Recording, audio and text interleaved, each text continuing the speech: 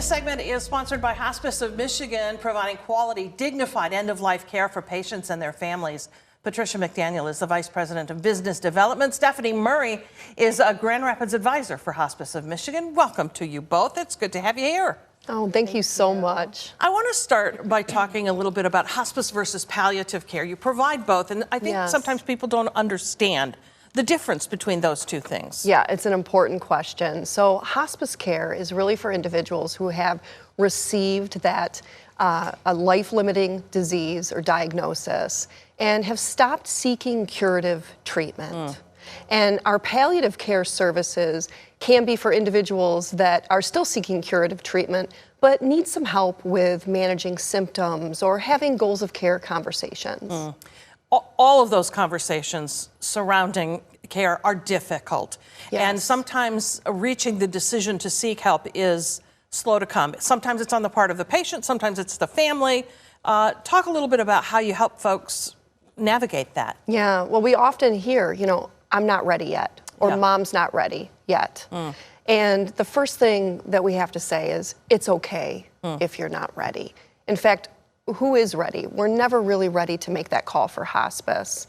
And the patient or the person does not need to feel ready in order to receive the care and the support that they need and deserve through that hospice benefit. And then we really want to shift that focus to what's important to you right now. What are the maybe the care that is needed? How can we help you make a plan? And it could be that there is a pain crisis or other symptoms that you're having trouble controlling. Could be a caregiver who's exhausted and needs support, needs education or resources. And the support comes in so many forms. It does. Pastoral care, Music therapy, all kinds of different ways that you engage with the patient and the family to give them, this is still life, right? They get to decide how they want to live this part of their life. Absolutely. It's an interdisciplinary team. So yes, there's a physician and a nurse and an aide. But like you said, we have a chaplain, there's a social worker, there are volunteers that will come to the home. You have examples of this being played out with real patients. And like Patricia said, we have a really incredible volunteer team.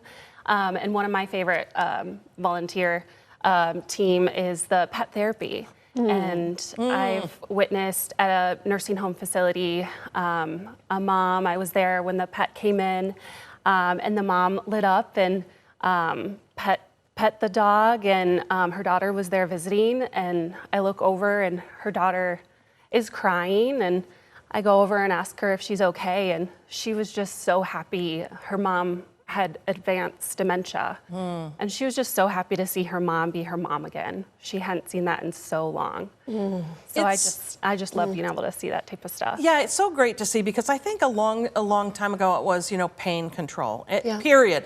Right. And so, but to understand there's so much more to a person. And that's what you're really about, is coming around each person as a human being and giving them the dignity and still the joy of life, even with advanced dementia. That's right, and not just the patient, but the whole family. Yeah, talk about that, because you come around with grief support. That's right, and really the spiritual care during the journey, the grief support, it's not just for the patient, it's for everyone who touches that patient. Yeah. And the grief support that we offer that through 13 months after the patient passes, because we want to help that family get through all of the firsts. Yes, I was just going to say that's so important, that 13 months. Yes.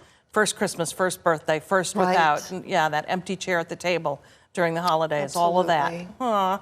So when you wait for the care, the decision to be made about the when, everybody's ready, what it looks like for the patient is a very special experience. Yes, and really when I think about some of the examples I've heard, even for the caregiver, for the family, it is a sigh of relief, right? It's knowing that you're not in this alone, that you have an entire team behind you.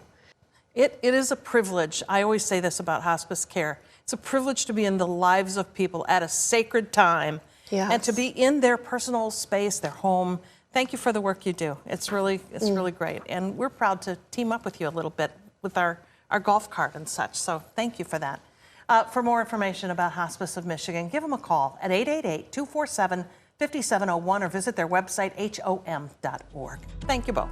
Thank you. Thank you.